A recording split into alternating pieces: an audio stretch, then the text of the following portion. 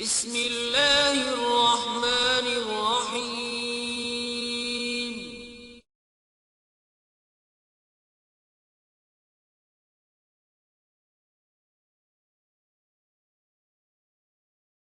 کی وجہ سے آپ سینے پر مانتے ہو۔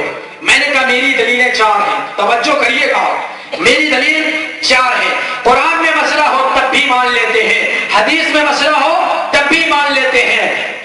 صحابہ نے سارے صحابہ کسی بات کے اوپر متفق ہو جائیں اس مسئلے کو بھی مان لیتے ہیں۔ سارے مجتہدین ائمہ اربعہ چاروں امام کسی مسئلے پر متفق ہو جائیں اس مسئلے کو بھی مان لیتے ہیں۔ چاروں اماموں کا اتفاق ہے کہ عورت سینے پر ہی ہاتھ باندھے گی، اس لیے ہم نے عورتوں کے لیے مسئلہ سینے والا رکھا ہے، لیکن مردوں کے لیے نبی کی حدیث کی وجہ سے ائمہ کا مسئلہ، خاص طور پر ہمارے امام اعظم ابو حنیفہ کا مسئلہ کہ ناف کے نیچے ہاتھ باندھنا ہے۔ اب صحیح حدیث کہاں لکھی ہوئی ہے؟ ابو داؤد شریف میں جو روایت ہے ناف کے نیچے والی، چلو تم نے اسے ضعیف کہہ دیا ہے، لیکن علامہ ابن حجر اسقلانی رحمۃ اللہ علیہ اور امام مالک رحمۃ اللہ علیہ کی کتاب المدونۃ الکبریٰ اس کے حوالے سے اور التلخیص الحبیر کے حوالے سے یہ آپ کو مل جائے گا۔ اللہ کے نبی کے پیارے صحابی علی المرتضیٰ فرماتے ہیں سنت طریقہ یہ ہے ناف کے نیچے، یہ حدیث صحیح ہے، سنت طریقہ یہ ہے کہ ناف کے نیچے ہاتھ باندھی جائے۔ صحیح اور ضعیف کا تو بعد میں مسئلہ آئے گا، میں بار بار کہہ رہا ہوں صحیح اور ضعیف کا مسئلہ بعد میں آئے گا۔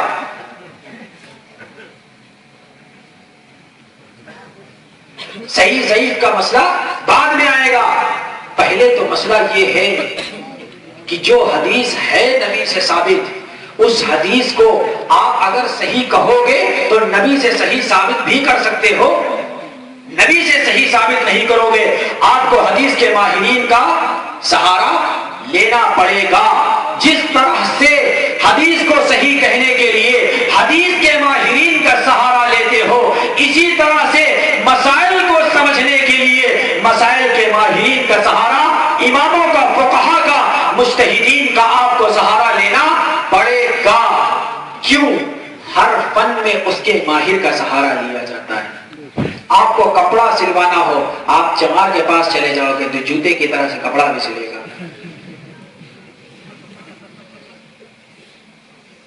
آپ یہ کہو گے یہ بھی تو سیتا ہے وہ بھی سیتا ہے، آپ تو کہو گے یہ بھی سیتا ہے وہ بھی سیتا ہے، سیتا سیتا نہیں ہے، کون کیا سیتا ہے اور کون کیا سیتا ہے۔ محدثین حدیث کا کام کرتے ہیں، فقہا مسائل کا کام کرتے ہیں، آپ کو عمل کیا کرنا ہے وہ فقہا اور فقیہ سے پوچھنا ہے، آپ کو حدیث کون سی صحیح ہے یہ محدثین سے پوچھنا ہے۔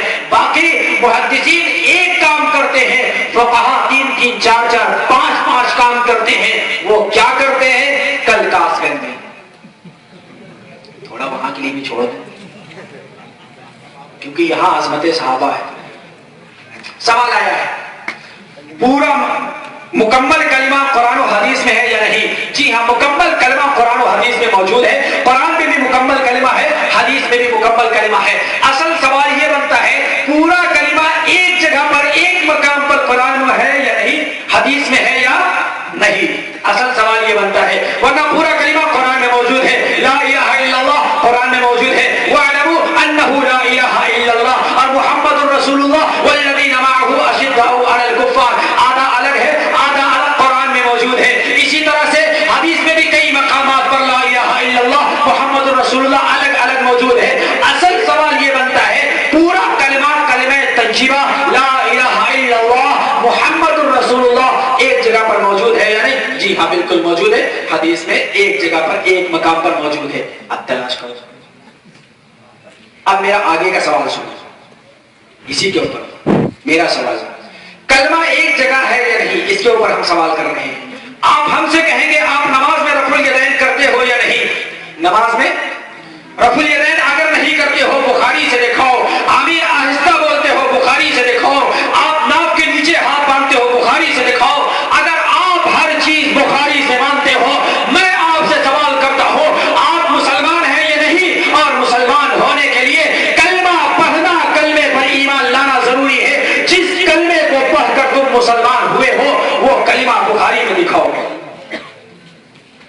जिस कलमे को पढ़कर तुम मुसलमान हुए हो वो कलिमा बुखारी में दिखाओ। अगर तुम्हारा मुसलमान बनने वाला कलिमा बुखारी में नहीं है, कलमे के लिए दूसरी हदीस की किताब जो न बुखारी है, न मुस्लिम है, न तिरमिजी है, न अबू दाऊद है, न इब्ने माजा है, न सुनन नसाई है, उसके अलावा है, उसके अलावा का सहारा लेते हो कलमे के लिए तो और मसले के लिए उसके अलावा दूसरी हदीस का किताब का सहारा नहीं लिया जा सकता है। हाँ, जो मसाला इनको बुखारी में मिलेगा उसके लिए तो बुखारी ले लेकर के फिरेंगे, जो मसाला बुखारी में नहीं मिलेगा। अरे नमाज से पहले अजान होती है, नमाज से पहले अजान होती है, नमाज बाद में पढ़ोगे, पहले मुसलमान होगे, मुसलमान होगे अजान दोगे तो नमाज पढ़ोगे। मुसलमान बनने के लिए जो कलिमा जरूरी है लाओ वो कलिमा बुखारी से दिखाओ, नमाज बाद में पढ़ोगे, अजान पहले दोगे। अजान में जो कलिमात कहते हो अल्लाहु अकबर से लेकर के ला इलाहा इल्लल्लाह तक, ये सारे कलिमात लाओ बुखारी से दिखाओ। तुम्हारा कलिमा भी बुखारी में नहीं, अजान के कलिमात भी तुम्हारे बुखारी में नहीं, तुम दूसरी किताब से देख लेते हो। और हम अगर मसला कहें ये मसला तिरमिजी में लिखा हुआ है, नहीं नहीं तिरमिजी नहीं बुखारी लाओ, तिरमिजी नहीं बुखारी लाओ। ये कहते हैं आपके उलमा भी कहते हैं, ये कहते हैं आपके उलमा भी कहते हैं कि किताब के बाद, अल्लाह की किताब के बाद सबसे ज्यादा सही किताब बुखारी शरीफ है। तवज्जो, सबसे ज्यादा सही किताब बुखारी शरीफ है। मैंने कहा ये हमारे उलमा का कौल आपने नकल किया, हम तवज्जो करें भाई, हमारे उलमा का कौल आपने नकल किया ना, कि हमारे उलमा कहते हैं, आप यही बात कहेंगे, हमारे उलमा कहते हैं कि कुरान के बाद सबसे सही किताब बुखारी शरीफ है। मैंने कहा हमारे उलमा की ये बात आपको पसंद आई तो आपने उस बात को मान लिया। हमारे उलमा तो ये भी कहते हैं नबी के बाद सहाबा की जरूरत है, वो नहीं मानते हो, सहाबा के बाद इमामों की जरूरत है, वो नहीं मानते हो। मालूम ये हुआ जो बात तुम्हें पसंद आ जाए वो मान लेते हो, जो पसंद ना आए वो नहीं मानते हो। तुम अपने दिल की बात मानते हो, ना कुरान मानते हो, ना हदीस रसूल मानते हो, अज़मत की वजह से नहीं, अपने दिल की पसंद की वजह से मानते हो। नंबर 2, हमारे उलमा ने कहा कुरान के बाद बुखारी सबसे सही। इमाम शाफई रहमतुल्लाहि अलैहि फरमाते हैं कुरान के बाद बुखारी सबसे सही नहीं है, कुरान के बाद इस रुए जमीन पर सबसे सही किताब मुअत्ता इमाम मालिक है। इमाम शाफई रहमतुल्लाहि अलैहि फरमाते हैं कुरान करीम के बाद इस रुए जमीन पर सबसे ज्यादा सही किताब मुअत्ता इमाम मालिक है। अब मैं नया मसला नहीं छेड़ना चाहता हूं वरना नया मसला हो जाएगा, सिर्फ थोड़ी सी बात कह देंगे, इशारा आप समझ जाएंगे। अगर आप कहोगे बुखारी शरीफ सबसे सही किताब है क्योंकि उसमें आला दर्जे की हदीस की सही की हदीसें लिखी हुई हैं और उसमें ऐसी भी हदीसें लिखी हुई हैं जिसमें इमाम बुखारी और अल्लाह के नबी के दरमियान में वास्ते बहुत कम हैं, किसी में 3 वास्ते हैं, बहुत कम वास्ते के जरिए से उन्होंने अल्लाह के नबी की हदीसें बयान की हैं और आला दर्जे की सही अहादीस बयान की है। मैं कहता हूँ इमाम बुखारी रहमतुल्लाहि अलैहि ने अल्लाह के नबी की जो अहादीस बयान की है, ज्यादातर इमाम बुखारी की अहादीस ऐसी है जिसमें नबी के दरमियान में और इमाम बुखारी के दरमियान में 5 लोग आते हैं। ज्यादा हदीसें ऐसी हैं इमाम बुखारी और नबी के दरमियान में 5 लोग आते हैं, तब जाकर के वो हदीस नबी तक पहुंचती है। इमाम बुखारी कहते हैं हमसे फलाने, उन्होंने फलाने, उन्होंने फला से, उन्होंने फला से, उन्होंने सहाबी से, उन्होंने अल्लाह के नबी से, ये 5 वास्ते 6 वास्ते आते हैं। और इमाम आदम अबू हनीफा को देखो, जाओ इमाम आदम अबू हनीफा की किताब मुस्नद इमाम आदम इस वक्त छप चुकी है, मुल्क हिंदुस्तान में भी छपी हुई मौजूद हो ना हो तो मेरे पास यही लैपटॉप में मौजूद है मुस्नद इमाम आदम अबू हनीफा। उठा करके देखो अल्लाह के नबी सल्लल्लाहु अलैहि वसल्लम की हदीस इमाम आदम अबू हनीफा बयान फरमाते हैं, मुझसे हजरत अब्दुल्लाह इब्ने अबी औफा रज़ियल्लाहु अन्हु सहाबी रसूल ने बयान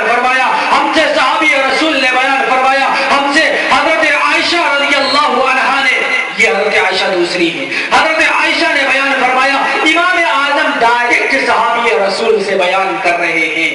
امام بخاری رحمت اللہ علیہ کم سے کم 3 واسطے یا 4 یا 5 واسطے لا رہے ہیں. اب میں آپ سے سوال کرتا ہوں, توجہ کریے گا,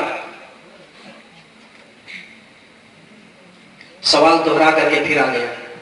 اللہ کے نبی نے سب سے پہلے نماز کہاں اور کس کے ساتھ پڑھی ہے؟ اللہ کے نبی نے سب سے پہلے نماز کہاں اور کس کے ساتھ پڑھی ہے؟ اللہ کے نبی نے سب سے پہلے نماز حضرت جبرائیل علیہ السلام کے ساتھ پڑھی ہے. نماز فرض بھی تھی, جبرائیل آئے تھے, نبی کو وضو کرنے کا طریقہ سکھایا تھا, نبی نے اسی طریقے کے مطابق وضو کیا تھا, اور پھر اللہ کے نبی نے جبرائیل کے ساتھ میں نماز ادا فرمائی تھی, کیونکہ جبرائیل نے وضو سکھایا تو جبرائیل نے نماز بھی سکھائی. بار بار سوال آیا, ایک بار سوال آ چکا, سمجھایا گیا کہ قرآن کی مناسبت سے سوال کرو, قرآن کا بیان ہو رہا ہے نہیں, لیکن اب چونکہ جانچنا ہے نا, بہرحال حدیث کی کتابوں میں موجود ہے جبرائیل نے وضو سکھایا تھا. جب وضو سکھایا تو نماز کے لیے سکھایا تھا. یقیناً اللہ کے نبی نے نماز ادا فرمائی تو جبرائیل بھی اللہ کے نبی کے ساتھ تھے. تو ہو گیا نا کس کے ساتھ نماز ادا فرمائی. جی کام کے سوال کرو. اب اگر یہی سوال کر لو گے آپ کس دن اور کہاں پیدا ہوئے, کس جگہ پر, تو ہمیں خود اپنے بارے میں بھی یاد نہیں ہوگا.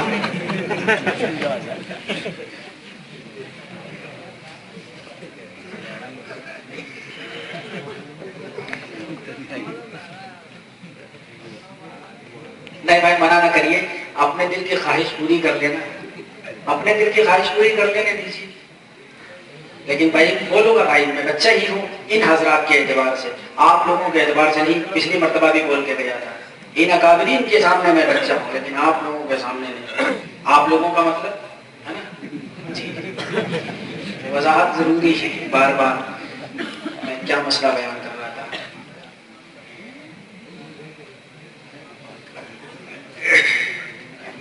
میں بخاری کے اوپر بات بیان کر رہا تھا. جی سوال کرنے جا رہا تھا آپ سے, سارے لوگ بتاؤ آپ کو نبی سے پیار ہے یا نہیں؟ کتنے لوگوں کو پیار ہے؟ ہاتھ اٹھاؤ. سب کو پیار ہے.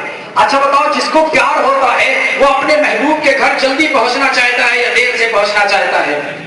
جس کو اپنے محبوب سے پیار ہوتا ہے وہ اپنے محبوب کے گھر جلدی پہنچنا چاہتا ہے. بتاؤ اگر تمہیں نبی کے روزے کی زیارت کے لیے جانا ہو, نبی کے روزے پر جانا ہو, آپ کے قصبہ گنج جلوارہ سے کوئی جہاز, یہاں تو ہے ہی نہیں ایئرپورٹ, یہاں سے اگر کوئی جہاز اڑے اور چلے اور وہ مدینہ طیبہ آپ کو 5 یا 6 گھنٹے میں پہنچانے والا ہو, اور آپ کے یہیں سے کوئی جہاز اڑ کر کے مدینہ طیبہ آپ کو 1 گھنٹے میں پہنچانے والا ہو, بتاؤ نبی سے آپ کی محبت کیا کہتی ہے؟ کس جہاز سے آپ سفر کرنا پسند کریں گے؟ یقیناً اسی جہاز کا آپ انتخاب کریں گے جو 1 گھنٹے میں آپ کو مدینہ طیبہ پہنچانے والا ہو. یہ امام اعظم ابو حنیفہ ہے جو نبی تک آپ کو صرف صحابی کے واسطے سے پہنچانے والے ہیں, اور یہ امام بخاری ہے جو کم سے کم 3 یا تو 5 واسطوں سے آپ کو نبی تک پہنچانے والے ہیں. اب آپ کی محبت کیا کہتی ہے بتائیے؟ ارے میرے بھائیوں آپ تو چلے جاؤ گے, وہ تو جائیں گے بھی نہیں. کیوں؟ جاؤ صبح مسئلہ پوچھنا, اگر ان کے عالم ہوں گے تو, نہیں ہوں گے تو فون لگا کے پوچھنا, ابھی یہیں بیٹھے بیٹھے فون لگاؤ جواب لو. میں تو بار بار بولتا ہوں جاؤ ان سے جا کر کے مسئلہ پوچھنا. ہمارا ویزا لگ گیا ہے, ہم مدینہ جا رہے ہیں بزنس کے لیے, تجارت کے لیے, کمپنی جا رہے ہیں, فلاں جگہ جا رہے ہیں, جا سکتے ہیں. ہاں بالکل جانا جائز ہے, حلال کمائی یہ عبادت ہے, حلال کمائی کمانا, پیسہ کمانا یہ عبادت ہے, یہ بھی عبادت ہے, آپ جائیے بالکل جا سکتے ہیں. پھر آپ ان سے مسئلہ پوچھئے نبی کے روزے کی زیارت کی نیت سے سفر کر سکتے ہیں یا نہیں؟ نہیں, نبی کے قبر کی زیارت سے سفر کرنا یہ شرک ہے, آپ سفر نہیں کر سکتے ہو. تو وہ تو جائیں گے ہی نہیں, وہ تو جائیں گے ہی نہیں. عظمت کے عنوان سے بات یاد آئی, عظمت کے عنوان سے بات یاد آئی میرے بھائیوں. عظمت ایسی چیز ہوتی ہے, عظمت ایسی چیز ہوتی ہے, کبھی کبھی عظمت کی وجہ سے انسان وہ چیز قربان کر دیتا ہے جو قربان کرنا بھی نہیں چاہتا ہے.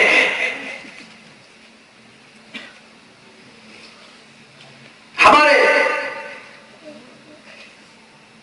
دیوبند کے عالم دین اپنی کتاب میں تحریر فرماتے ہیں, کسی ایک مقام پر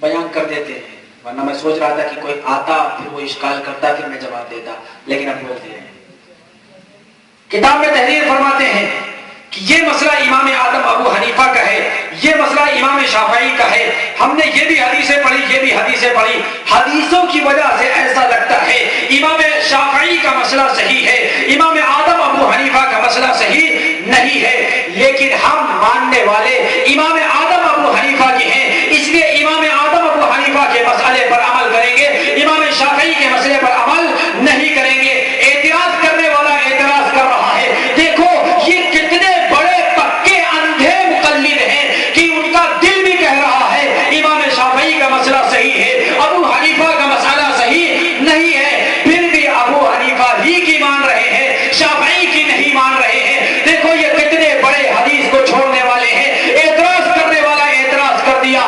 میرے بھائیوں، میں نے کہا عقیدت کی وجہ سے کبھی وہ چیز قربان کر دینی پڑتی ہے جو قربان کرنے کو بھی دل نہیں چاہتا ہے۔ آپ بتاؤ، حج کرنے کے لیے مکہ مکرمہ جاتے ہو، کعبۃ اللہ میں جاتے ہو، اللہ کے نبی نے ارشاد فرمایا کعبہ میں نماز ادا کرو گے، ایک نماز کے بدلے میں 1,00,000 نمازوں کا ثواب اللہ عطا فرمائے گا۔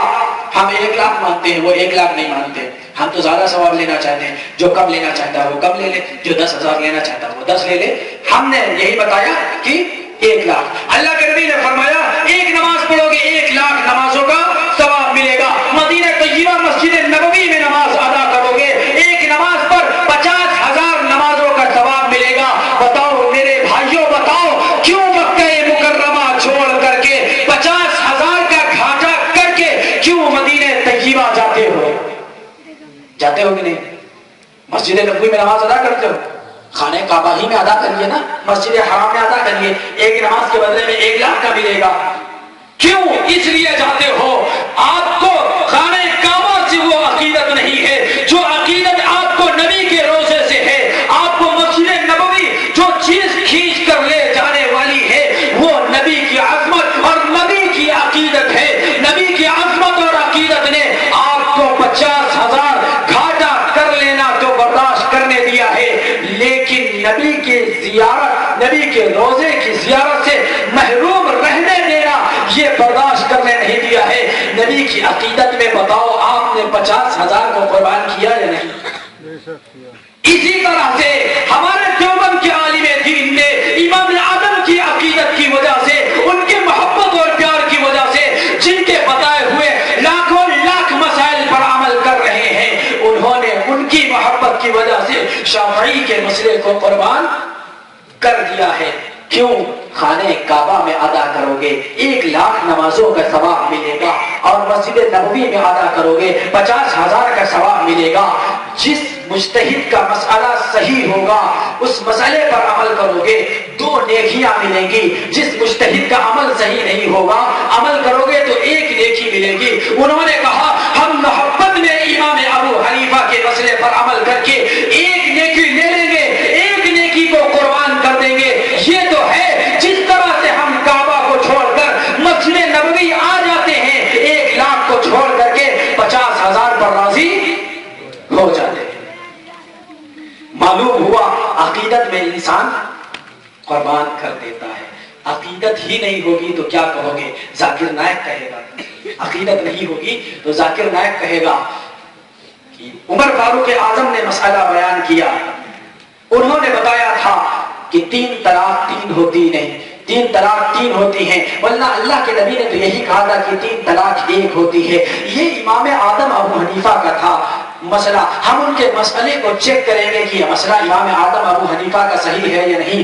جب ذاکر نائک کہتا ہے کہ جب ذاکر نائک کہتا ہے عمر بن خطاب کے مسئلے کو ہم چیک کریں گے، عمر بن خطاب نے 3 کو 3 کہا ہے، اگر ہم کہہ دیتے ہیں کہ لاؤ ذاکر نائک کے مسئلے کو ہم چیک کریں گے تو ہمارے کالج میں پڑھنے والے، یونیورسٹی میں پڑھنے والے، وہ بڑا دین کا کام کر رہا ہے، ہزاروں لوگ اس کے ہاتھ پہ اسلام قبول کر رہے ہیں، دیکھو لائیو چینل پہ آتا ہے، اس نے اسلام قبول کیا ہے، وہ دین میں داخل ہوا ہے، ٹھیک ہے وہ اپنی جگہ پر کام کر رہا ہے، ٹھیک ہے جو کام کر رہا ہے، لیکن اس کا منصب نہیں ہے مسئلہ بتانا، اس کا منصب نہیں ہے مسئلہ بتانا۔ ٹھیک ہے وہ جو دین کا کام کر رہا تھا اسے دین اسلام کی تبلیغ کرنی چاہیے، ہندو کو اسلام کی دعوت دے، یہودیوں کو اسلام کی دعوت دے، عیسائیوں کو اسلام کی دعوت دے، لیکن مسائل بتانا ہمارے علماء کا کام ہے. اگر وہ کہتا ہے فاروق اعظم کے مسئلے کو چیک کریں گے تو چونکہ صحابہ کی محبت آپ کے دل میں نہیں ہے, آپ کا دل نہیں دھڑکتا ہے, اور جب میں کہہ دیتا ہوں کہ میں ذاکر نائک کے مسئلے کو چیک کروں گا تو اس کا انگلش بیان سن کر کے, اس کی فرفر انگلش سن کر کے اس کی محبت عظمت آپ کے دلوں میں گھس چکی ہے, تو آپ کہتے ہو مفتی صاحب مولانا صاحب آپ چیک کرو گے, وہ تو بہت بڑا آدمی ہے. ہم کہتے ہیں کیا فاروق اعظم سے بڑا آدمی, کیا وہ فاروق اعظم سے بھی بڑا آدمی ہے؟ اگر وہ فاروق اعظم کے مسئلے کو چیک کر سکتا ہے تو 1000 مرتبہ اس کے مسئلے کو بھی چیک کیا جا سکتا ہے. میرے بھائیوں میرے بھائیوں میرے بھائیوں, فاروق اعظم تو وہ ہے, الگ الگ ہم نے صحابہ کی عظمت پر بات نہیں کی ہے. فاروق اعظم تو وہ ہے جس کے بارے میں اللہ کے نبی نے فرمایا ہے فاروق اعظم جو بولتا ہے وہ بھی سچ بولتا ہے, جو سوچتا ہے وہ بھی صحیح سوچتا ہے, اس کی سوچ بھی صحیح ہوتی ہے, اس کا بول بھی صحیح ہوتا ہے. تو فاروق اعظم نے جو فیصلہ سنایا ہوگا کیا وہ صحیح فیصلہ نہیں سنایا ہوگا؟ بالکل صحیح فیصلہ سنایا ہوگا فاروق اعظم نے. ایک جگہ پر سوال کیا, ہم 2-4 واقعات کے انداز میں آپ کو سمجھاتے ہیں تاکہ آپ کو یاد رہ جائے. ایک صاحب نے سوال کیا, مولانا قرآن میں لکھا ہوا ہے اطیعوا اللہ و اطیعوا الرسول, اللہ کی بات مانو رسول کی بات مانو, پھر یہ امام کہاں سے آ گئے؟ ہم نے قرآن کی آیت پوری پڑھو, اس نے کہا اطیعوا اللہ و اطیعوا الرسول واولی الامر منکم, اللہ کی بات مانو, رسول کی بات مانو, اور حاکموں کی بات مانو, امراء کی بات مانو. میں نے کہا تمہارا ترجمہ بہت اچھا ہوا, اب میں ترجمہ کرتا ہوں, اللہ کی بات مانو, رسول کی بات مانو, اور مودی اور اکھلیش کی بات مانو. یہ تمہارا ترجمہ بنا, حاکم تو وہی ہے نا. اور میرا ترجمہ اللہ کی بات مانو, رسول کی بات مانو. عبداللہ ابن عباس فرماتے ہیں الفقہاء, اور فقہاء اور مجتہدین, دین کے ماہرین کی بات مانو. ہمارا ترجمہ ہے اللہ رسول کی بات اور دین کے ماہرین کی بات مانو, اور تمہارا ترجمہ بنتا ہے اللہ کی بات مانو, رسول کی بات مانو, اور حاکموں. حاکم کا ترجمہ میں نے کیا, حاکم کون ہے؟ اسی کی بات مانو گے, اس کی ماننا صحیح ہے تو وہ اللہ کا نبی ہے. ترجمہ دیکھو, آپ سنو. میں نے کہا چلو منہ مانگے موت لو مجھ سے, حاکم کی بات اگر ماننی ہے تو ٹھیک ہے. اور دیکھو عمر فاروق اعظم یہ حاکم بھی ہے, عمر فاروق اعظم فقیہ بھی ہے. اگر حاکم کی بات ماننا ہے تب بھی فاروق اعظم حاکم ہے, خلیفہ راشد ہے, حکومت کرنے والا, خلافت کرنے والا ہے, تب بھی اس کی بات صحیح ہے. اور اگر اس کا مطلب فقیہ اور مجتہد اور دین کا ماہر, تو فاروق اعظم فقیہ اور مجتہد اور دین کا ماہر بھی. اب کیوں چھوڑتے ہو امام اعظم اور فاروق اعظم کی بات؟ اب تو چھوڑنے کا آپ کو حق نہیں بنتا. ایک سوال آیا ہے, عورتیں مسجدوں میں نماز ادا کر سکتی ہیں یا نہیں؟ پچھلے مرتبہ میں اس کا جواب دے چکا ہوں. اب آپ حضرات آدھے آئے ہو آدھے نہیں آئے ہو تو وہی بات بار بار دہرائیں گے, تو بعض حضرات کہیں گے ایک ہی بات رٹ کے آیا ہے, وہی یاد کر کے آیا ہے, وہی ہر بار بولتا ہے. اب میں تو اللہ گواہ ہے, میں سوچا نہیں کہ یہاں بیٹھنے کے بعد کیا بولوں گا. جو اللہ کہلوا دے وہ, جو اللہ کہلوا دے زبان سے حق اور سچ بات. عورتوں کے نماز کے مسئلے پر میں پہلے بھی بیان کر چکا ہوں, اور وہاں پر بھی غالباً مفتی صاحب نے وہاں بھی بیان یہ کیا تھا کہ عورتوں کے نماز کے اوپر غالباً ہمارے مفتی صاحب ہی نے یا کسی اور صاحب نے وہاں پر بھی یہ بات بیان کی تھی, عورتوں کے نماز کا مسئلہ. عورتیں مسجد میں نماز پڑھنے جائیں یا نہیں؟ سوال ہوتا ہے کہ عورتیں مسجد میں نماز پڑھنا جائز ہے یا ناجائز ہے. میرے بھائیو تم دکان کرتے ہو, توجہ کریے گا, میں نبی کے زمانے کا تذکرہ سنانے جا رہا ہوں. تم دکان پہ جاتے ہو تو اچھا سے اچھا مال لے کر کے آتے ہو, اچھے سے اچھا مال لے کر کے آتے ہو. کبھی دکان پر جاتے ہو تو یہ نہیں کہتے ہو کوئی سا بھی مال دے دیجئے جو چل سکے اور پیسے ہم سے پورے لے لیجئے. کبھی ایسا کرتے ہو دکان پہ؟ کوئی بھی دے دیجئے جو چل سکے. وہاں تو جاتے ہو اچھے سے اچھا مال. اب مسئلہ پوچھنے میں بھی تو آپ مجھ سے مسئلہ یہ پوچھئے کہ اچھا کیا ہے, عورتیں نماز مسجد میں پڑھیں یا گھر میں پڑھیں؟ جائز ناجائز نہیں, اچھا پوچھو نا. اب اچھا اللہ کے نبی کے زمانے میں دیکھو, عمر فاروق اعظم کی بات میں بات آئے گی نا. اب نبی کا زمانہ اچھا دکھاتے ہیں, اللہ کے نبی کے زمانہ ہے, نبی صلی اللہ علیہ وسلم کا دور خلافت ہے. اللہ کے نبی کے زمانے میں عورتیں تو مسجد میں نماز پڑھنے کے لیے آ جا رہی ہیں, لیکن اگر مسجدوں میں نماز پڑھنا اچھا ہوتا تو خود نبی کی پاک پیاری بیویاں اپنے حجروں میں موجود رہ کر کے نماز مسجد سے لگے ہوئے بنے ہیں. نبی کی بیویاں حجروں سے نکل کر کے مسجد میں نماز ادا نہیں کر رہی ہیں. کیوں بیویاں سمجھ رہی ہیں, نبی بھی سمجھ رہا ہے, ان عورتوں کے لیے مسجد سے زیادہ بہتر گھروں میں نماز ادا کرنا ہے. اسی لیے تو نبی کی بیویاں گھر پہ نماز ادا کر رہی. تو یہاں اچھا کیوں نہیں تلاش کرتے؟ نہیں, اصل میں اچھا کہاں سے ہوگا؟ پھر نوجوانوں کے لیے چانسز ختم ہو جائیں گے.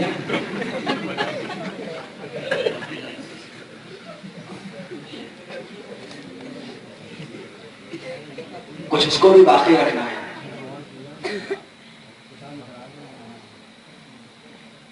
اب اس کے آگے نہیں بولیں گے. پچھلی مرتبہ بھی بول کے گئے تھے, اگر ساری عورتیں مسجد میں نماز پڑھنے لگے تو ہمارے سارے نوجوان بھی انشاءاللہ سب نمازی بن جائیں گے. جتنے ہوٹلوں پر, دکانوں پر, چوراہوں پر بیٹھے رہتے ہیں نماز کے وقت میں, سب اول وقت میں بالکل پہنچیں گے. چلو نماز, اور باقاعدہ گفتگو ہوگی. کس محلے میں؟ اچھا ہاں وہاں, مشورہ کر کے جائیں گے. اور اگر ہمارے تبلیغی جماعت کے ساتھی قید نماز کے بعد بات ہوگی اور عورتیں اگر بات سننے کے لیے بیٹھ جائیں, ایک نوجوان بھی نہیں اٹھے گا. چاہے تبلیغی جماعت والے 2.5 گھنٹے نہیں 5 گھنٹے بات کریں گے. ایک نوجوان بھی کوئی تھکے نہیں آپ لوگ؟ نہیں ہم بالکل نہیں تھکے حضرت, آپ بات کریے. مستقل بات سنتے رہیں گے. میرے بھائیوں, ہر جگہ اچھا تلاش کرتے ہو تو یہاں بھی اچھا دیکھو نا. یہاں اچھا نہیں دیکھتے ہو. ابو داؤد شریف میں روایت موجود ہے, اللہ کے نبی نے ارشاد فرمایا, عورت مسجد میں نماز ادا کرے اس سے بہتر ہے کہ گھر میں نماز ادا کرے. عورت گھر کے آنگن میں نماز ادا کرے, صحن میں نماز ادا کرے, اس سے بہتر ہے کہ اندر نماز ادا کرے. نبی نے ارشاد فرمایا, اندر عورت نماز ادا کرے اس سے بہتر ہے سب سے اندر والی کوٹھری میں نماز ادا کرے. نبی کہتے ہیں عورت کے لیے سب سے بہتر گھر کی اندر والی کوٹھری میں نماز ادا کرنا ہے. تم کہتے ہو عورت کے لیے سب سے بہتر سب سے کھلی صحن والی مسجد میں نماز ادا کرنا. ہر جگہ تو بہتر دیکھتے ہو, پھر یہاں بہتر کیوں نہیں دیکھتے ہو؟ میرے بھائیوں, اصل فاروق اعظم رضی اللہ عنہ نے منع کیا, اس وجہ سے منع کیا, حالات اس طرح کے نہیں رہے تھے, معاملات اس طرح کے نہیں رہے. آج کل اس زمانے میں کیا حالات اس لائق ہیں عورتیں مسجدوں میں جائیں؟ حالات اس لائق ہیں کہ نماز پڑھنے جائیں؟ نماز پڑھنے کے لیے عورتیں گھروں سے نکلیں گی تو پھر نوجوان بھی ساتھ میں گھروں سے نکلیں گے. نوجوانوں کو پہلے دعوت دو. ہاں, نوجوانوں کو کوئی ایک بھی نماز کی دعوت نہیں دے گا. عورتوں کو سب نماز کی دعوت دے رہے ہیں. کوئی بھی اس نوجوان کو نہیں پکڑے گا اور نماز پڑھنے کے لیے جاؤ. جب ہمارا کوئی نوجوان دوست بگڑا ہوا تبلیغی جماعت کی وجہ سے بیچارہ تھوڑا بہت دین کے راستے پر آئے گا, یہ فوراً خناس بن کر کے اس کے پاس گھسے گا. تیری نماز نہیں ہوتی تو آمین زور سے نہیں بولتا, تیری نماز نہیں ہوتی تو رفع یدین نہیں کرتا, تیری نماز نہیں ہوتی تو آمین زور سے نہیں بولتا, ناک کے نیچے ہاتھ باندھتا ہے, سینے پر ہاتھ نہیں باندھتا. اور جب تک نماز نہیں پڑھ رہا تھا تو ایک مرتبہ بھی پوچھنے نہیں گیا تھا. یہ ان کی محنت ہے. میرے بھائیوں, ہم مجبوراً بولتے ہیں, مسلک کی تبلیغ ہم نہیں کرنا چاہتے ہیں. ہم یہ چاہتے ہیں کہ ہمارے نوجوان, ہمارے سنی مسلمان حق پر, سچ پر, صحیح بات پر قائم رہیں, وہ حق سے ہٹنے نہ پائیں. شکوک اور شبہات میں مت پڑو. میرے بھائیوں, یقین کر لو, اعتماد کر لو, وہ راستہ جس راستے پر بڑے بڑے اللہ کے ولی رہے ہو, جس راستے کے اوپر, جس منہج کے اوپر محدثین اور فقہا رہے ہوں, جو محدثین کی ہسٹری پڑھ کر دیکھو. اگر میری کتاب کا حوالہ مت نوٹ کرو, جاؤ اہل حدیث عالم کی کتاب کا حوالہ نوٹ کرو. نواب صدیق حسن خان اپنی کتاب الحتہ فی ذکر استحاء الستہ, اس کے اندر لکھتا ہے, امام بخاری یہ بھی امام کی ماننے والے تھے, ابو داؤد, ترمذی, نسائی, ابن ماجہ, یہ جتنے محدثین ہیں یہ سارے کے سارے کسی امام کی مان کر نماز ادا کرنے والے تھے. یہ وہ خود لکھتا ہے, جب بخاری کسی سے پوچھ کر نماز پڑھے, جب امام مسلم کسی سے پوچھ کر نماز ادا کرے, امام ترمذی, ابن ماجہ کسی سے پوچھ کر نماز ادا کرے, جس کے پاس لاکھوں لاکھ حدیثوں کا ذخیرہ ہے, تم جاہلو بتاؤ تمہارے پاس 4 حدیثیں بھی نہیں ہیں, تم بغیر پوچھے ایسے ہی نماز ادا کر لو گے. اتنے بڑے بڑے محدثین, میں نے حوالہ دیا, غیر ہے مقلد کی کتاب کا، اس نے لکھا ہے یہ سارے اماموں کی مانتے تھے، اتنے بڑے بڑے محدثین اماموں کی مان کر چلے، تو ہم لوگوں کو امام کی نہیں ماننا چاہیے؟ اور میں نے بتایا امام، وہ کہے گا امام کی مانتے ہو تو امام بخاری کی مان لو، کیوں امام ابو حنیفہ کی مانتے ہو؟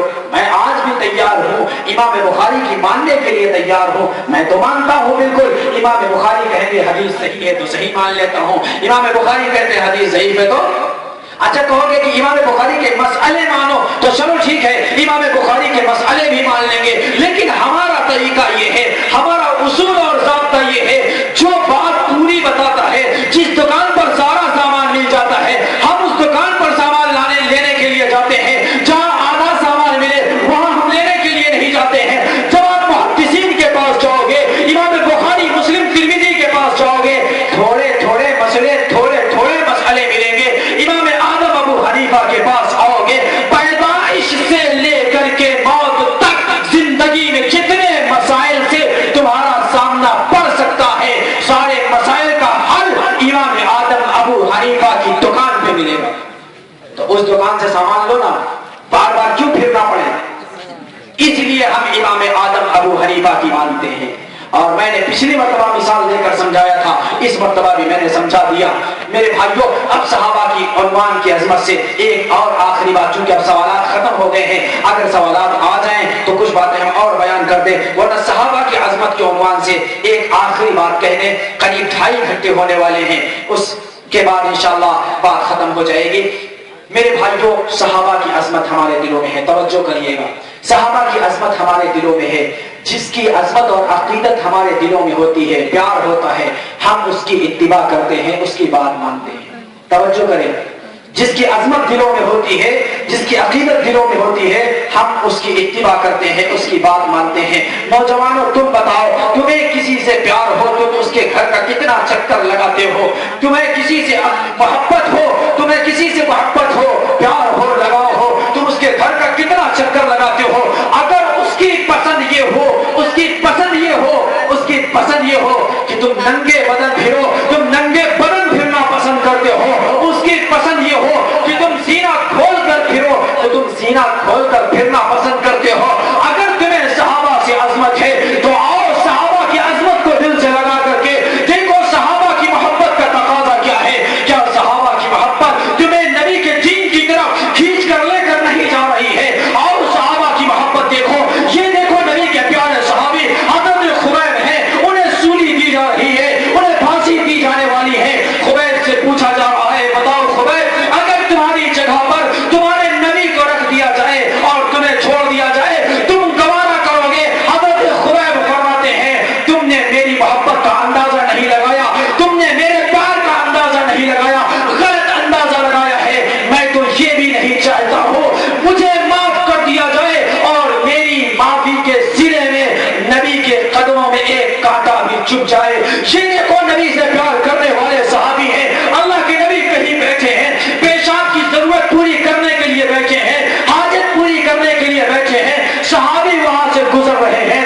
صحابی کو پیشاب نہیں لگی ہے، لیکن نبی کی ادا کو، نبی کی ادا کی نقل اتارنے کے لیے صحابی وہاں پیشاب کا کرنے کا انداز بنا کر بیٹھ جاتے ہیں تاکہ نبی کی یہ ادا بھی پوری ہو جائے۔ یہ دیکھو نبی کے پیارے صحابی ہیں، اللہ کے نبی کے پاس آتے ہیں، نبی اپنا دست اقدس ان کے سر پر رکھ دے رہے ہیں، نبی کہے، وہ صحابی کہہ رہے ہیں، جس سر کے اوپر نبی کا مقدس ہاتھ رکھا گیا اب اس سر کے بال ہمیں نہیں کٹوانے ہیں۔ یہ نبی سے محبت کرنے والے صحابی ہیں۔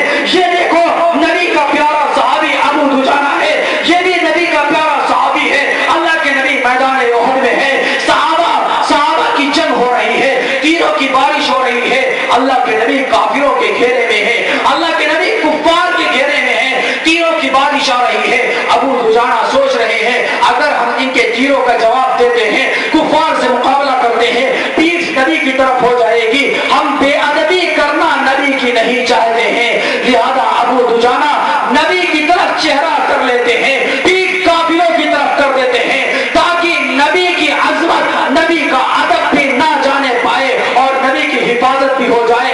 اپنی پیٹھ کے اوپر تیروں کے نیزوں کے زخم کھاتے جاتے ہیں، حتیٰ کہ ان کا ہاتھ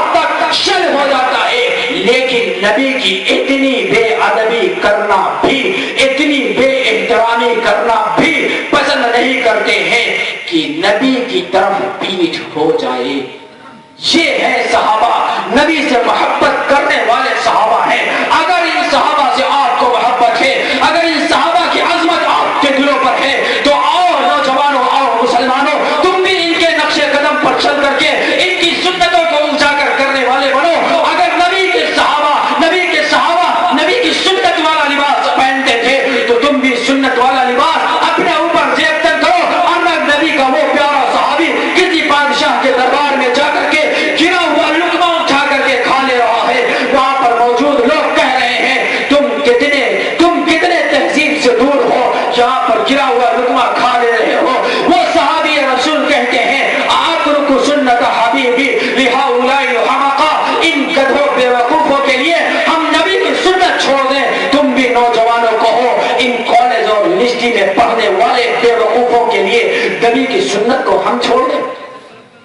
اب کالج والے کہیں گے ہمیں بے وقوف ہونا بھی، ارے نبی کی سنتوں سے دور کرنے والا عقل مند ہوگا، ہم تو نہیں کہتے۔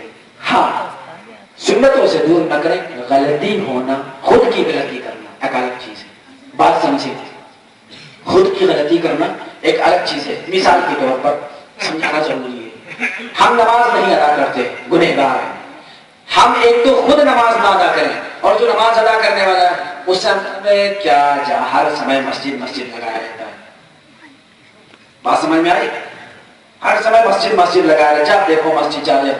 ایک تو خود نماز نہ پڑھنا یہ گناہ ہے، پھر یہ الفاظ کہنا یہ نمازی اور نماز کی حقارت ہے۔ اسی طرح آپ خود سنت کے مطابق اگر کچھ نہیں کر سکتے ہیں تو کسی کو دے کر کیا جوانی میں بھی، سمجھ گئے نا، میں کیا جوانی میں کچھ وقت ہو جاتا تب کر لیتے۔ تو دین سے اس طرح سے الفاظ بول کر کے میرے بھائیوں دور مت کرو۔ خود سے نہیں ہو پایا، آپ اپنی غفلت کا، اپنی لاپرواہی کا، اپنے گناہ کا اعتراف کرو، اپنے اندر ندامت رکھو۔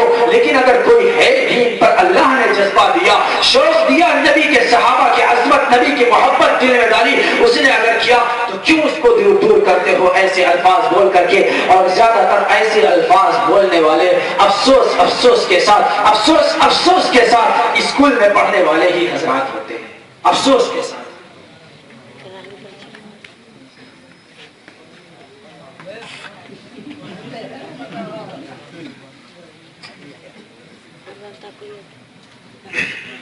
نبی کے صحابہ کی عظمت کے حوالے سے ہم کہہ رہے تھے کہ عظمت یہ ہے کہ ان کی بات مانی جائے، ان کی اتباع کی جائے۔ آج صفر المظفر کی 3 تاریخ ہے یا 2 ہے؟ جی 3 ہے نا، مغرب کے بعد سے چوتھی ہو گئی، 3۔ آج 3 تاریخ ہے۔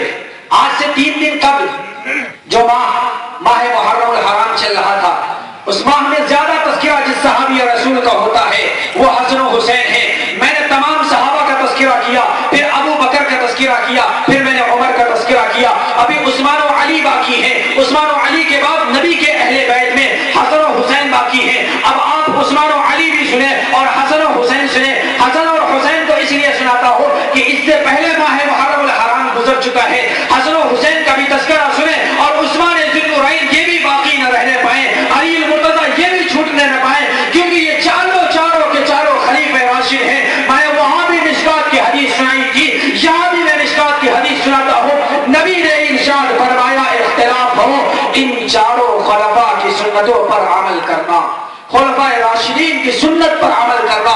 ابو بکر خلیفہ راشد، عمر خلیفہ راشد، عثمان خلیفہ راشد، علی المرتضی خلیفہ راشد۔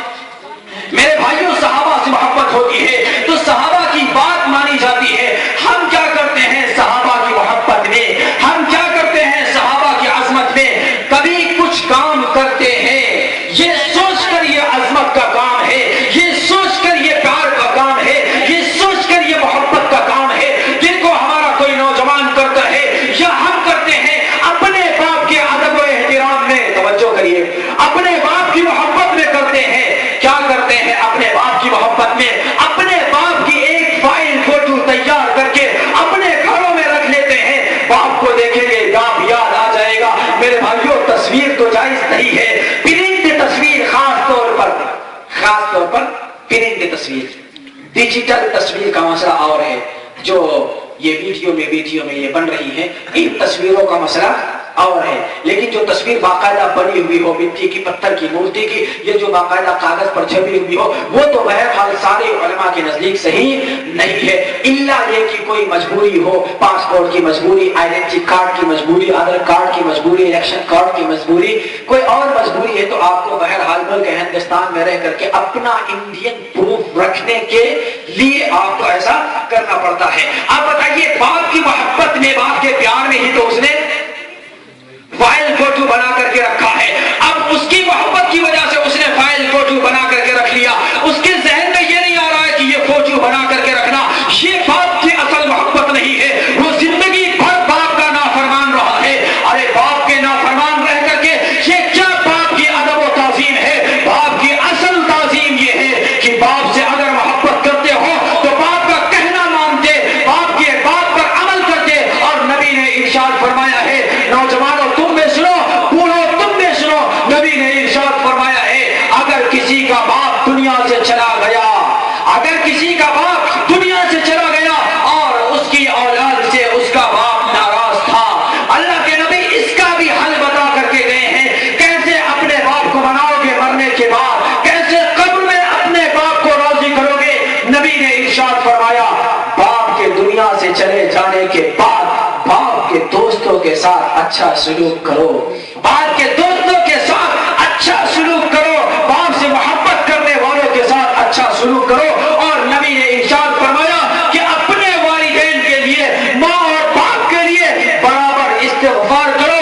اور ان کے لیے صدقہ خیرات کرو، اللہ تمہارے باپ کو قبر میں راضی کر دے گا اور تم فرما بردار شمار ہو جاؤ گے۔ یہ کام تو ہمارا نوجوان نہیں کر رہا ہے، باپ کی محبت میں، الفت میں یہ کام نہیں کر رہا ہے، لیکن باپ کی محبت اور الفت میں اس نے یہ کام کر لیا ہے۔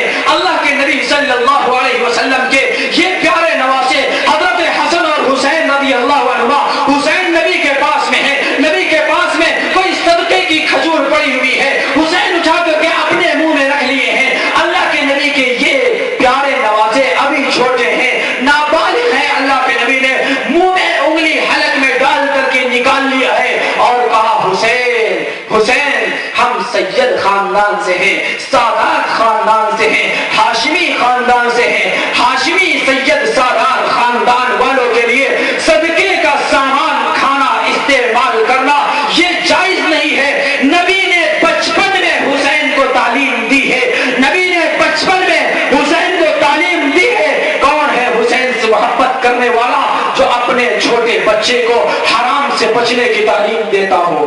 کون ہے حسین سے محبت کرنے والا جو اپنے چھوٹے بچے کو بچپن میں، اپنے چھوٹے بچے کو بچپن میں حرام سے بچنے کی تعلیم دیتا ہو؟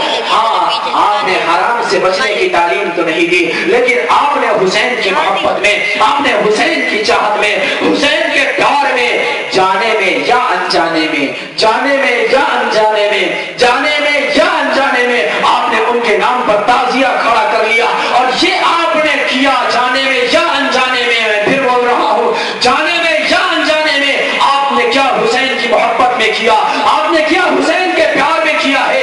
میں آپ کو اس کا تفصیلی جواب دے رہا ہوں، ہمت ہے بیٹھنے کے ایک گھنٹہ؟ جی انشاءاللہ اگر دل صاف کر کے سنو گے تو کبھی بھی یہ سوال اب نہیں آئے گا جو مسئلہ چھڑ گیا ہے۔ حضرت حسین سے آپ محبت کرتے ہو، توجہ کریے، حضرت حسین سے آپ محبت کرتے ہیں، محبت میں تعزیہ رکھتے ہیں۔ ابھی سنیے، میں تعزیہ کو ابھی حرام نہیں کہہ رہا ہوں، آپ خود فتویٰ دیجئے گا میری بات سننے کے بعد، ٹھیک ہے؟ ابھی میں کوئی فتویٰ نہیں دے رہا ہوں، سنیے۔ آپ حسین کی محبت میں تعزیہ رکھتے ہو، اچھا آپ حسین سے محبت کرتے ہو، کیا ابو بکر عمر عثمان و علی سے محبت نہیں کرتے ہو؟ کیا باقی 1.5 لاکھ صحابہ سے محبت نہیں کرتے ہو؟ اگر حسن و حسین سے محبت ہے تو پھر 1.5 لاکھ تعزیہ ہر محرم میں نکالا کرو، کیونکہ وہ بھی تو نبی کے صحابہ ہیں۔ آپ کہو گے نہیں، ہم اہل بیت سے محبت کرتے ہیں، اہل بیت ہونے کی وجہ سے ہم ان کے نام پر تعزیہ کرتے ہیں، اسی وجہ سے دوسرے صحابہ کا نہیں، حسن و حسین کا کرتے ہیں۔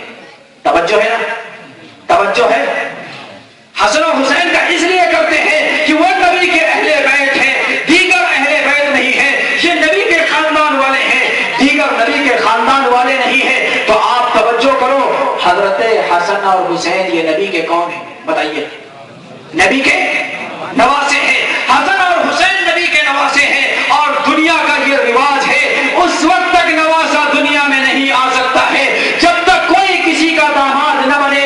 کوئی کسی کی بیٹی ہوگی، پھر کوئی کسی کا داماد بنے گا، جب کوئی کسی کا داماد بنے گا تو نواسا دنیا میں آئے گا۔ اگر علی نبی کے داماد نہ بنتے، اگر عثمان نبی کے داماد نہ بنتے تو نبی کا نواسا دنیا میں نہ ہوتا۔ نبی کا داماد پہلے بنا ہے، پھر نبی کا نواسا دنیا میں آیا ہے۔ میرے بھائیوں بتاؤ، جس کے طفیل نواسا جنم لے رہا ہے، جس کے صدقے میں نواسا جنم لے رہا ہے، اس کی محبت پہلے ہے یا نواسے کی محبت پہلے؟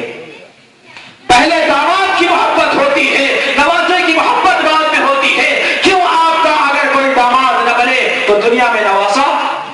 تو پہلے داماد کے نام پہ کرو، بعد میں نواسے کے نام پہ کرو۔ ہاں، داماد تو بعد میں بنے گا، پہلے کوئی آپ کا سسر بنے گا تب آپ کا کوئی داماد بنے گا۔ اگر سسر نہ بنے تو پھر کوئی داماد کیوں؟ پہلے کوئی سسر بنے گا تو آپ کی بیوی آئے گی، آپ کی بیوی آئے گی تو آپ کی بیٹی آئے گی، آپ کی بیٹی آئے گی تو داماد آئے گا، داماد آئے گا تو نواسا آئے گا۔ ابو بکر صدیق، عمر فاروق اعظم یہ نبی کے خسر ہیں، یہ نبی کے سسر ہیں۔ اگر عمر فاروق اعظم، ابو بکر صدیق یہ نبی کے سسر نہ بنتے، یہ نبی کے خسر نہ بنتے، بتاؤ داماد کہاں سے آتے؟ بتاؤ نواسے کہاں سے آتے؟ بتاؤ بیٹیاں کہاں سے آتی؟ تو پہلے نبی کے سسر کے نام کا تعزیہ کرو، پھر نبی کے داماد کا نام کا تعزیہ کرو، پھر نبی کے نواسوں کا نام کا تعزیہ کرنا۔ کیسے مسلمان تم ہو؟ سسر کو تم نے چھوڑ دیا، خسر کو تم نے چھوڑ دیا، داماد کو تم نے چھوڑ دیا، اور تم نے نواسوں کا ماتم شروع کر دیا۔ ہاں، ماتم کرتے ہو، تعزیہ کرتے ہو، حسن اور حسین کے نام کا تو تعزیہ کرتے ہو، حسن اور حسین کے نام پہ تعزیہ، اور ساتھ ساتھ وہاں علم پہ یا علی لکھا ہوتا ہے۔ علی، علی کے نام بھی کا نعرہ بھی لگاتے ہو، حضرت علی کے نام کا نعرہ لگاتے ہو۔ اگر یہی علی علی المرتضی مراد ہے تو، اگر حضرت علی زین العابدین مراد ہے تو وہ مسئلہ الگ کا ہے، لیکن علی المرتضی کے نام کا نعرہ لگاتے ہو۔ میں آپ سے سوال کرنا چاہتا ہوں، علی المرتضی نبی کے داماد ہیں، ان کے داماد کا یا علی کا نعرہ لگاتے ہو۔ آپ میں سے کوئی بندہ ہوتا ہے زوردار سامان اٹھاتا ہے تو کہتا ہے یا علی، وہ اصل میں ہے یا علی، وہ علی کو پکار کر کے مدد لیتا ہے۔ میرے بھائیوں، علی نبی کے داماد ہیں، اگر داماد کو پکار کر کے تم داماد سے مدد لے رہے ہو، کبھی تم نے سامان اٹھاتے ہوئے یہ نہیں کہا یا عثمان، یہ بھی تو کبھی کہتے جب تم یا علی کہہ کر کے سامان اٹھاتے ہو تو یا عثمان کہہ کر کے کوئی وزنی سامان کیوں نہیں اٹھاتے ہو؟ اگر نبی کا داماد مدد کر سکتا ہے تو نبی کا داماد عثمان بھی مدد کر سکتا ہے۔ کیوں؟ نبی کا داماد علی یہ بعد میں داماد بنا ہے، نبی کا داماد عثمان یہ پہلے داماد بنا ہے۔ نبی کا داماد علی، اس کو چھوٹی بیٹی ملی ہے، نبی کا داماد عثمان اس کو بڑی بیٹی ملی ہے، نبی کا داماد علی اس کو ایک بیٹی ملی ہے، نبی کا داماد عثمان اس کو دو بیٹیاں ملی ہیں۔ جو نبی کا دوہرا داماد ہے آپ اس کا نام نہیں لیتے، جو نبی کا اکیرا داماد ہے آپ اس کا نام لیتے ہو۔ علامہ جلال الدین سیوطی رحمت اللہ علیہ تاریخ الخلفاء میں تحریر فرماتے ہیں، آدم صفی اللہ سے لے کر کے آخری پیغمبر محمد مصطفیٰ صلی اللہ علیہ وسلم تک جتنے نبی اور پیغمبر آئے ہیں، کسی نبی کی دو بیٹیاں، کسی نبی کی دو بیٹیاں، کسی نبی کی دو بیٹیاں ایک شخص کے عقد نکاح میں نہیں آئی ہیں، کسی بھی نبی کی دو بیٹیاں ایک شخص کے عقد نکاح میں نہیں آئی ہے۔ کائنات میں تنے تنہا عثمان یہ انسان ہے جس کو اللہ کے نبی کی نہیں، نبیوں کے سردار کی دو بیٹیاں ملی، اس کا نام آپ نہیں لیتے ہو، یا علی کہتے ہو تو ماتم کرتے وقت پھر آپ یا عثمان یا عثمان، یہ عثمان دوہرا داماد ہے، اسی وجہ سے عثمان کو ذی النورین کہا جاتا ہے۔ یہ دو نوروں والا ہے، ایک نور نبی کی ایک بیٹی ہے، دوسرا نور نبی کی دوسری بیٹی ہے، یہ دو نور ملے ہوئے ہیں حضرت عثمان غنی رضی اللہ عنہ کو، اس لیے عثمان غنی کو ذی النورین کہا جاتا ہے، نور والا کہا جاتا ہے۔ ایک اور بات بیچ میں، کچھ لوگ کہتے ہیں نبی نور ہیں، یہاں تو نبی کی بیٹی کو بھی میں نور کہہ رہا ہوں، پتہ نہیں آپ کے علاقے میں ہے کہ نہیں۔ کچھ لوگ نبی کو نور کہتے ہیں، ہم تو نبی کی بیٹی کو بھی نور کہہ رہے ہیں، نبی بھی نور ہے، نبی کی بیٹی بھی، تبھی تو حضرت عثمان غنی کو ذی النورین کہا جا رہا ہے، دو نوروں والا، ایک نور نبی کی ایک بیٹی ہے، دوسرا نور نبی کی دوسری بیٹی ہے۔ لیکن کلیئر کر دیں تھوڑا سا، پھر حسن حسین کی طرف پھر واپس آئیں گے، کلیئر کرنا ضروری ہے۔ ان کا سوال کیا ہے، نبی بشر ہے یا نور؟ یہ بھی بولنا تھوڑا ضروری ہے تاکہ ہر ایک کے اوپر بات آ جائے۔ ان کا سوال ہے کہ نبی بشر ہے یا، یہ ایسے ہی سوال ہے، آپ مجھ سے سوال کرو کہ مولانا آپ انسان ہے یا عالم؟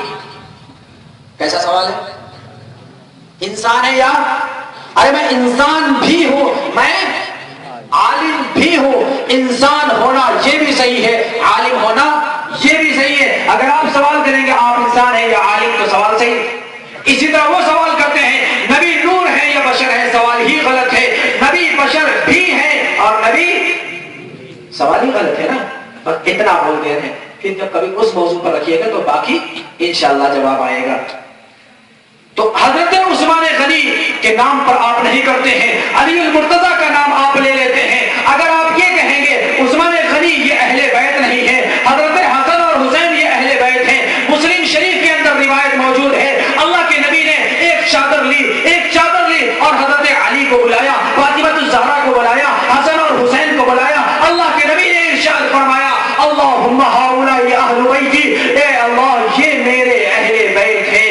نبی نے حسن کو اہل بیت فرمایا، نبی نے حسین کو اہل بیت فرمایا، نبی نے فاطمہ کو اہل بیت فرمایا، نبی نے علی المرتضیٰ کو اہل بیت فرمایا۔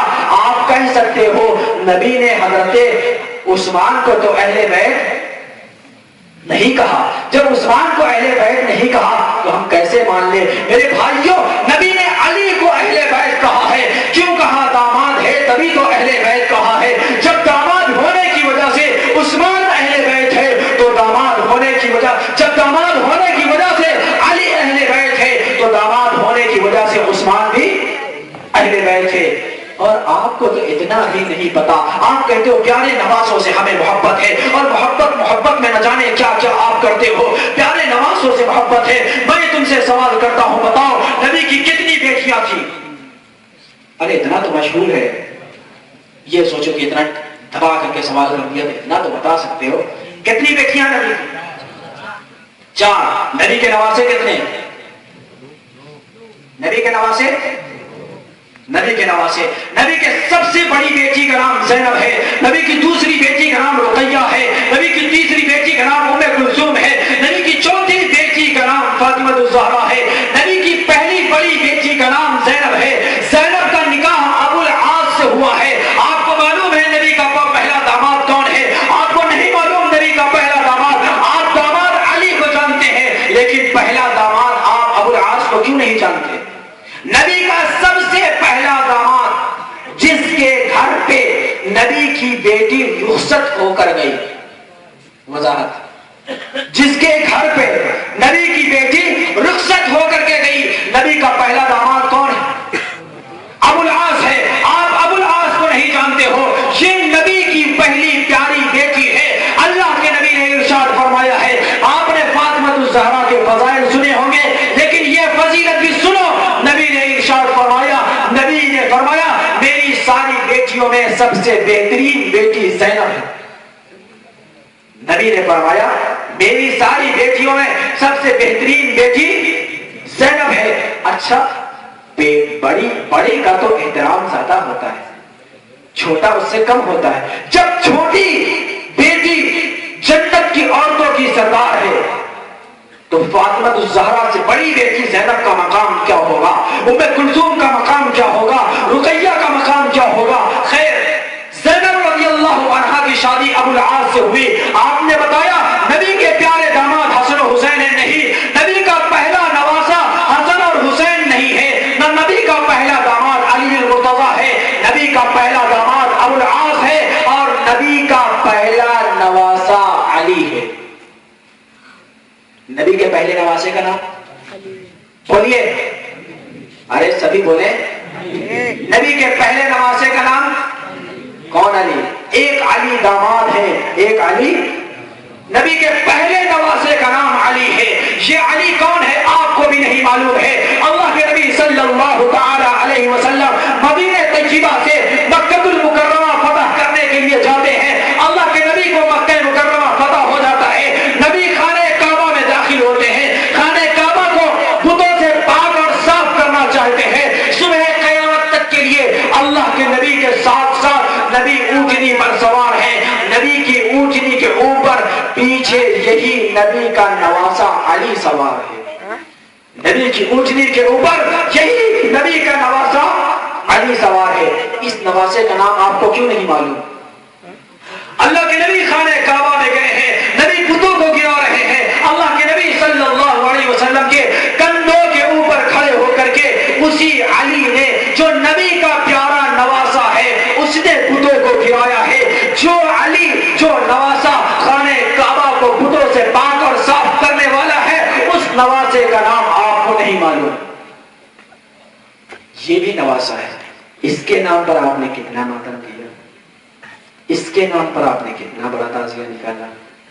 یہ بھی تو نبی کا نواسا ہے، یہ نبی کا پہلا پیارا نواسا، پہلا نواسا ہے۔ حسن اور حسین بعد میں ہوئے ہیں اور علی پہلے ہوئے ہیں۔ نبی کی دوسری بیٹی کا نام رقیہ ہے، نبی کی تیسری بیٹی کا نام ام کلثوم ہے۔ رقیہ کی شادی عثمان غنی سے ہوئی ہے، ام کلثوم کی شادی بھی عثمان غنی سے ہوئی ہے۔ عثمان غنی کے گھر میں ایک بچہ نبی کا نواسا جنم لیتا ہے جس کا نام عبداللہ ہے۔ یہ عبداللہ نبی کا دوسرا نواسا ہے۔ ابھی حسن و حسین پیدا نہیں ہوئے ہیں، حسن و حسین بعد میں پیدا ہوئے ہیں۔ نبی کا یہ دوسرا نواسا عبداللہ،